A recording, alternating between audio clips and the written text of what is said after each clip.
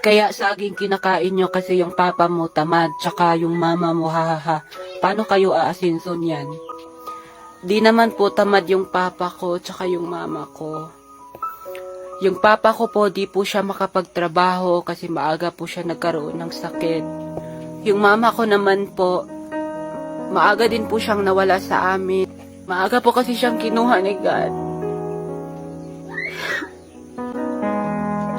Hindi ko po kaya. Para malaman nyo din po kung ano talagang buhay namin. Kung saan ba yung papa tsaka mama ko.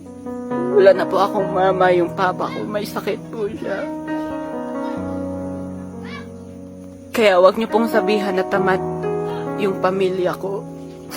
Dahil nagtsatsaga po kami para makakain, para makabili ng gamot. Yun po. Thank you.